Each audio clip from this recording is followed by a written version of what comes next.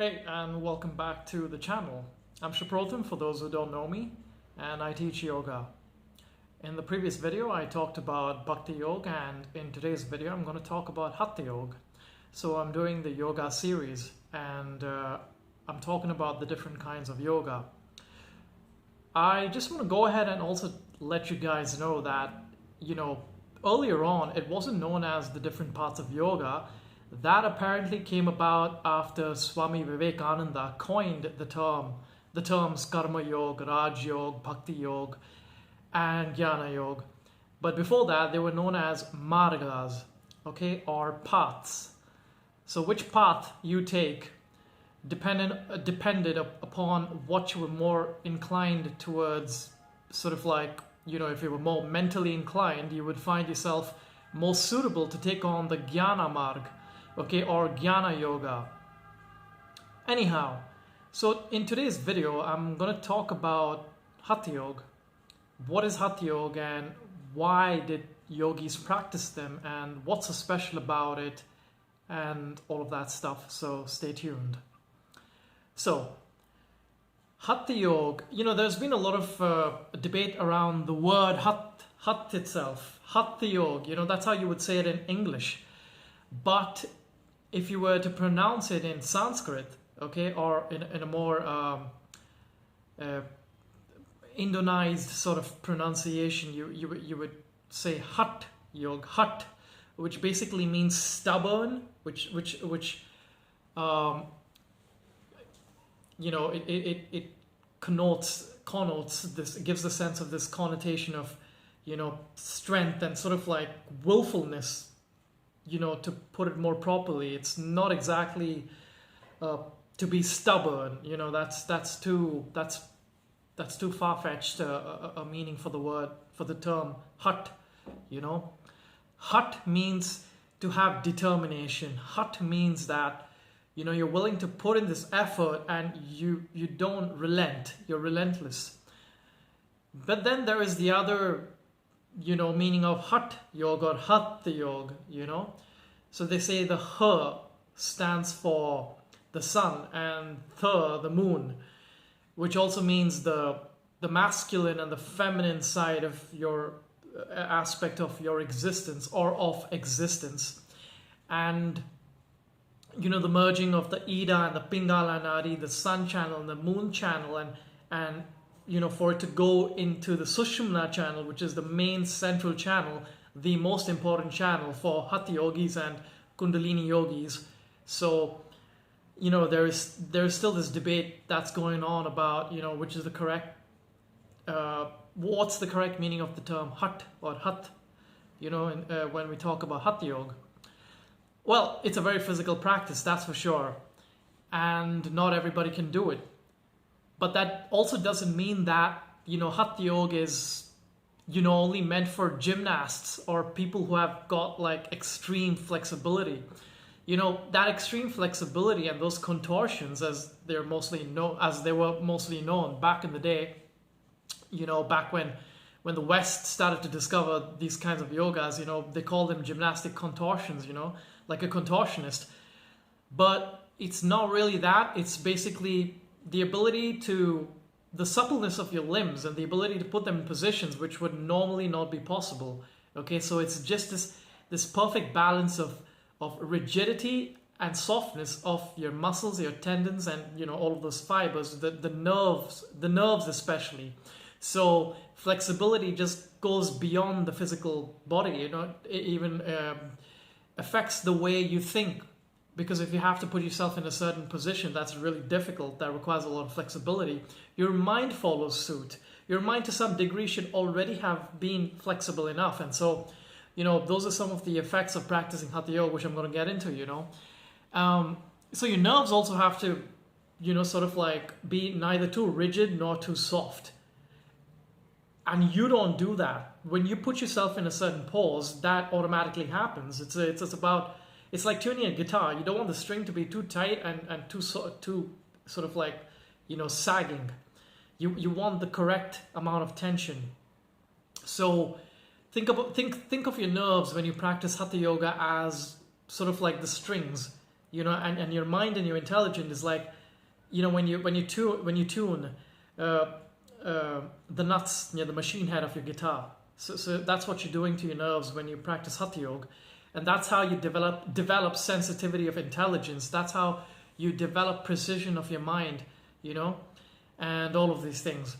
So Hatha Yog is not just about contortions, although it kind of is.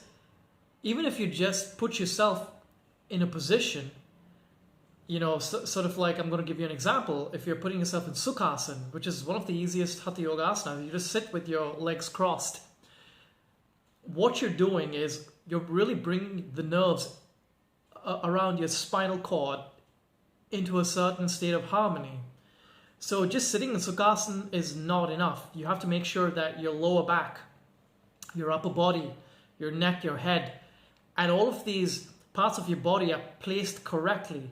And this has been written in the Bhagavad Gita. This is why Krishna talks about placing your head in a certain position, holding your body in a certain position when you sit for meditation, because these things are very, very important when it comes to practicing Hatha Yoga. So maybe you can put your leg, behind your head, but that doesn't really mean that you're like you're at an expert level of Hatha Yoga. A lot of great Hatha Yogis have not been able to and do not necessarily have to put their legs behind their heads. What they are more experts at, or what they have full control over, is something called pran, or vital force, or life force energy, okay? And prana is everything when it comes to life and death. So yogis, Hatha yogis especially, wanted to gain control over this prana. And it is said that once they gained control over prana, they could live beyond, legends say that they could live beyond 200 years. They could arrest the process of decay, which is quite incredible when you read about it or when you hear about it. But apparently there are yogis that you get to see in Varanasi and Haridwar and other remote parts of India, especially in the Himalayas, and these reports are not official. This is just word of mouth. So you can't just sort of like, you have to take it with a pinch of salt. But the moment you start practicing Hatha Yoga, you see tangible results. You get to feel these tangible changes in your mind and in your body especially, and your mind starts to follow suit. You will, for sure, if you've been practicing Hatha Yoga enough, you will first of all see a kind of arresting sort of process happening, especially when it comes to, the energy channels in your body, or the way you breathe. You feel that, your lungs are a lot more open. The nasal cavities, for example, have opened up. There's a sort of freshness that you feel in your head, and you feel this vitality, you feel this energy, right, that you've probably never felt before. And that, which is something that motivates you to perform Hatha Yoga more.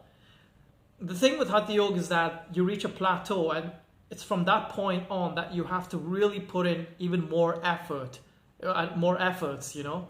And in Raja Yoga, and if you've read Patanjali's Yoga Sutras, an aspirant, when he or she reaches a certain stage in yoga, it kind of like plateaus out, and the aspirant feels that there is no more need to progress beyond or go beyond this zone of contentment, of spiritual bliss, and this state is sometimes called videhi, or without a body, because the practitioner is set to lose consciousness of your body. And it's written in the Yoga Sutras and in other scriptures that health means to lose consciousness of your body.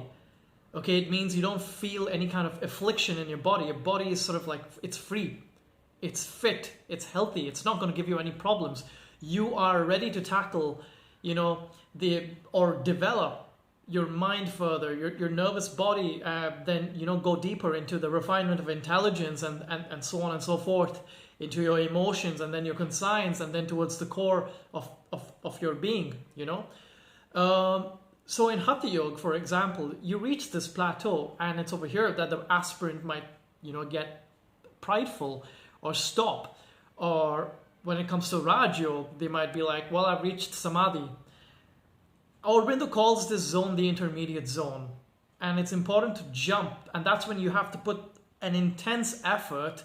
And that over there, that is where all these contortions and these really ridiculously difficult Hatha Yogic asanas come into play. You don't still need them, but it really helps. It really pushes the practitioner mentally and at other levels towards that final stage of Nirvikalpa Samadhi, okay, or Turyavastha. Remember, it's Turyavastha when you're talking about Hatha Yoga.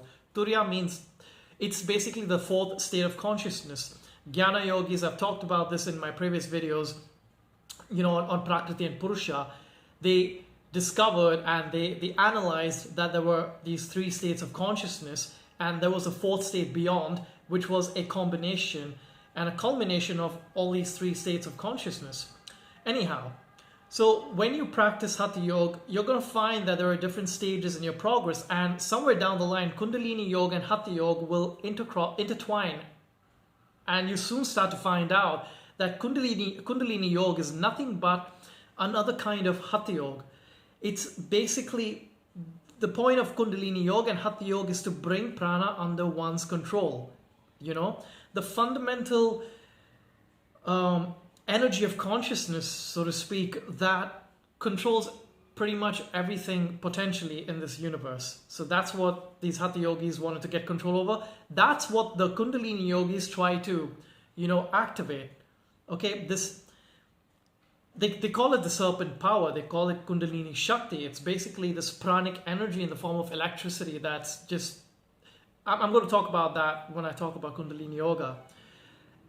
So when you practice Hatha Yoga, don't always mistake it for asanas. Asanas just prepares your body and your nerves and your lungs for the next and the most important stages in Hatha Yoga, which is the practice of bandhas, mudras, and pranayama, breath control. It's not the asanas in Hatha Yoga, and that's a big mistake that people sort of tend to make when they practice Hatha Yoga. And they're like, okay, we got to do all these really ridiculous contortions, right? No. If you read the Geheranda Samhita, if you read the Hathyog Pradipika, you don't find that in the asana section or the postures that, they ask you to do all of these crazy contortions. They give you like 6 asanas in Hathyog Pradipika, and then boom, bang, you're shoved into this very difficult section of practicing bandhas and mudras. That's because when you practice bandhas and mudras, you're directly dealing with prana, you're directly dealing with the Kundalini Shakti, you're directly dealing with your nerve currents, you're directly dealing, when you practice especially pranayama, with the Ida, Pingala and Sushumna Nadi. Okay? So, that is where you really have to pay attention. That is where you really understand what this prana is. And asanas just helps you get prepped up. For example, in the 7-step vortex program, that's a preparatory course. It's because fundamentally breath is more important. It's not always asanas. If you are practicing asanas and if you're doing it in a very superficial way, you're not really going to get the kind of benefits that accrue from, practicing an asana in the way it's supposed to be practiced. So a great person, in the form of B.K.'s Iyengar, evolved the practice of asanas, and he created an opportunity for a person to, practice the bandhas, mudras, and pranayama, and perform pranayama while in an asana and meditation, and it culminates in towards Atma Darshan in the asana. Okay, or sight of the soul by practicing an asana. That's a different practice altogether, He basically took Hatha Yoga to another level. Let's just put it that way. When I made the Vortex program, I concentrated on creating certain breathing practices that, took care of the functioning of these 7 major chakras in your body, But it's not Kundalini and the Prana Yoga proper that you would find when you reach the higher levels of Hatha Yoga, It just prepares you to get into these practices really without not a lot of necessity to practice the asanas, as much as you would have to, the pranayama just takes care of it. So that's what I did with the 7-step vortex program, and it's easier to approach Pranayama, Kundalini Yogg through this way rather than practice a lot of postures, but people don't really have enough time in this day and age to. When you practice an asana in the Hatha Yogic way, you're basically getting rid of any blocks in the nadis. When you jump into the mudras, I've done a video on bandhas and mudras, you basically lock the pranic energy. You lock the pranic energy for you to bring it under control, your conscious control. It's not just about the energy leaking out and you feeling drained. That's one aspect of it. Your energies need to be brought under your control. You need to be aware of its movements, how it functions, what does it do, and what kind of effect does it have on your mind when you breathe in or when you breathe out, when you hold your breath. What's happening to your physical body? What's happening to your mind? What's happening to your intelligence? What's more importantly happening to your consciousness? Are you on the verge of going unconscious? Are you conscious? Are you semi-conscious? Are you in Turyavastha? So you see, the practice of mudras and bandhas is a very deep practice. It's a very intensive practice. When you practice mudras and bandhas, and when you have really, gained a certain level of proficiency, that's when you move on to the practice of pranayama. The practice of pranayama is even further ahead in terms of, bringing you closer to what we call Atma, the soul or the universal spirit, and even more closer to you controlling your life force energy, which is prana. It is said that one who could do this can live for as long as they would wish to, depending on how strong your practice is. Almost all the diseases in your body would vanish. Okay, psychic abilities and all of these things that are written in the yogic scriptures. It's up to you to find out whether it's true. It doesn't matter how much I tell you or the scriptures tell you. It's up to you to find out. So always with a pinch of salt. There are many of these siddhis that are acquired when you gain proficiency in the practice of pranayama. First of all, your body starts to feel a lot more cleaner. It becomes a lot more clean. You tend to sleep less. You have more energy. Your appetite increases. A lot of beneficial results occur when you practice pranayama in the right way. You get more energy. Your blood circulates better. Your nerves function better. And you just feel good about yourself. You just feel good about life. And you're filled with so much of positivity. One of the things that is also, one of the things that you always find in any yogic text is always this section on precautions, right? And things to really take into consideration, which, for example, in Hatha Yoga is diet, the kind of thoughts you have, as in Raja Yoga. Again, when we come to Hatha Yoga, there's a certain discipline that you need to follow during a day. If you're really practicing the intensive type. And you have to have pure sattvic food, because when you reach the higher stages of Hatha Yoga, which is where you're doing these really intensive forms of pranayama, you've got to be really careful about the kind of food you eat, the kind of people you mingle with, okay, the kind of place that you live in. And that's why there is this belief that practicing Hatha Yoga is very, very difficult, because where do you find these places? And that's why yoga got lost, before it was, brought back into existence by greats like T. Krishnamacharya, B.K.S. Iyengar, Patiba Joyce, and, there are many Yogananda, Vivekananda, and all of these great practitioners of yoga. They revived this lost art of yoga. And Hatha Yoga especially was revived by T. Krishnamacharya, because of whom his students traveled abroad, and that's the kind of yoga that you've come to know. So whatever form of yoga you see, Ashtanga Yoga, Patiba Joyce, Iyengar Yoga, you see any form of yoga, the root is down to a person named T. Krishnamacharya. Remember that. And all of his students refined this practice of Hatha Yoga. He was a Hatha Yogi who also knew about Kundalini. He also knew about Patanjali's, what's known as Ashtanga Yog. Okay,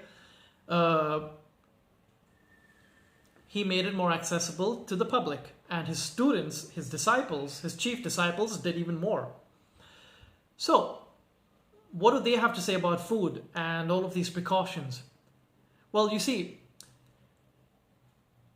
because of this evolution of Hatha Yoga that T. Krishnamacharya's students had, done, because of because of how they developed it, they made it more suitable for people in this day and age, who can't obviously afford to live in the forest or in a very beautiful scenic place where there's super clean water and like birds chirping around and all of that kind of stuff. So they completely were aware of the difficult conditions that are presented to a person in the the 20th, 21st century, and they developed yoga accordingly.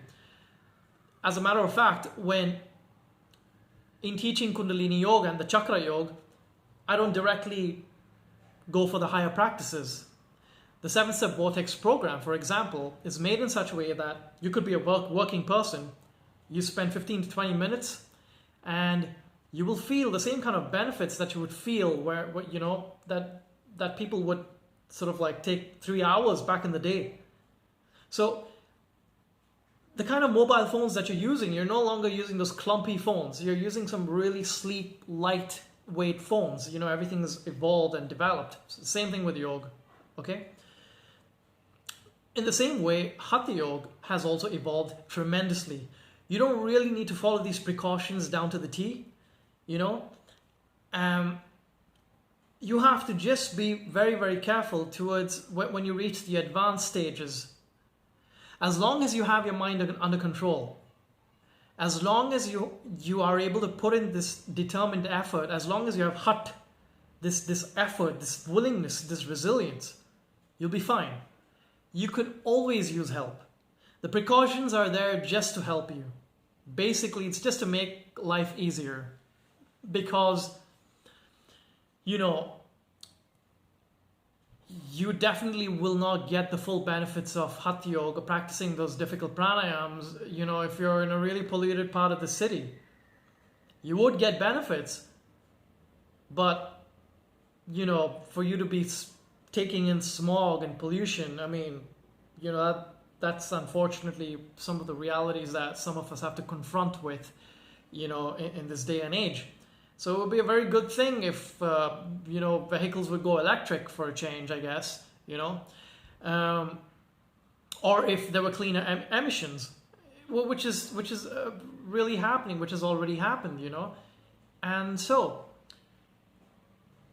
what you also find is that Hatha Yoga tends to give very quick results in this day and age, because living conditions have changed. You got to think about, back in the day, people were, in terms of social development, they were kind of like not at par with what's happening nowadays. So we are definitely a lot more evolved socially, And so what happens, our nerves become finer. So all that intelligence, and it's already there. It just makes the job easier, And because of increased education and all of these things, it's all taken care of. I'm talking about moral education, okay? So not your technical education.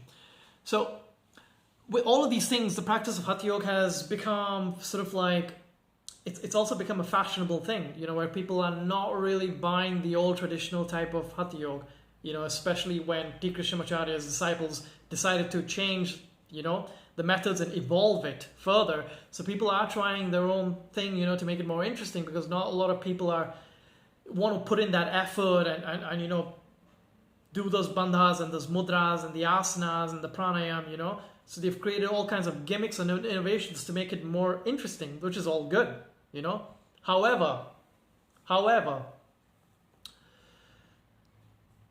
gold is gold. Gold is old. So as far as possible, if you are able to practice that old form of Hatha Yoga, there is no equal. There is simply no equal. And even better if these new methods can be incorporated into the old styles of Hatha Yoga, that would be even more fantastic, even more beneficial. Now, Hatha Yog, basically, Hatha Yog, Hat is what we call. I'm not going to talk about the history in this video. You can read that up online. You know, basically, it was founded by a Natha yogi called Matsyendra Nath. Okay, there's a whole story. You just read about the Nath Sampradaya. You know, the Natha yogis, these great masters of Hatha Yoga. You know, Adinath Shiva was the first Natha yogi. You know, Nath means master. You know, in fact, my granddad's name was Harendra Nath. You know. And so there is this tradition in Bengal, you know, where we have this Tantra yoga and this Hatha yoga all come and get mixed together. You know, read all that's there online for you guys to read. I'm not going to talk about that. What I'm talking to you guys about is just a few bits and pieces of what Hatha yoga is. You know, how it should be practiced. So, as I told you, it's not necessary for you to be able to take your your leg and put it behind your neck, right? And stand up on one leg. You don't need to do that. Practice a few asanas. Practice the mudras and bandhas really well. Practice the pranayama. Automatically pratyahara happens, a withdrawal of the senses. And then there are those, you know, then meditation happens on its own, because you have to remember in Hatha Yoga, you know, the asanas, the bandhas and the mudras and the pranayama, you know, fortifies prana and your mind and intelligence to such an extent that they all come into one union, okay? And they, speaking esoterically, they strike a certain nerve in your heart, you know? It's called the unsounded sound, okay? There's a technical term for it, and it's in your heart. And you meditate on that sound. It's really weird. It's like ringing a bell, but you don't hear the sound, but you feel the vibration of that ring, you know. When you say Om, for example, you should try this experiment. You know that the rods, these iron rods, and if you go like, if you touch it, it makes a ding, kind of a resonance. You think the sound is gone. But no, there are micro vibrations still happening, you know? And it is said that, you know, you can think about it this way as well, you know, after the Big Bang or whatever theory that science is putting out, you know? Let's say Om was the vibration that created this universe, right? So a creation came from sound. That vibration is still continuing. It's just that you can't hear it. Just like when you hit the rod, the iron rod, you know? Just magnify magnify the times, sort of like just magnify the scale of that Om sound on the rod, and that's what's happening in the universe. Think about it this way: so the first Om sound and the universe, and that sound is still resonating. You hit the iron rod, the sound goes. You don't hear it through your physical ears, but the vibrations are still going on. You multiply that into many trillion times more. That's the universe, the physical universe. That's your internal universe as well. So there are many esoteric secrets and many esoteric meditational practices that, you know, that's involved in the practice of Hatha Yoga, which only when you're initiated that you would get to find out, you know. So I'm just going to end this video over here on Hatha Yoga. It's just a brief bit of what Hatha Yoga is. And I'm going to see you guys on the next video, where I'm going to talk about Kundalini Yoga, which I'm sure a lot of people are really going to be interested in. So, you know, thank you for watching this video. Subscribe to this channel and like this video if you did. And check out the links down below in the description box. And I'll see you guys next time. Bye-bye.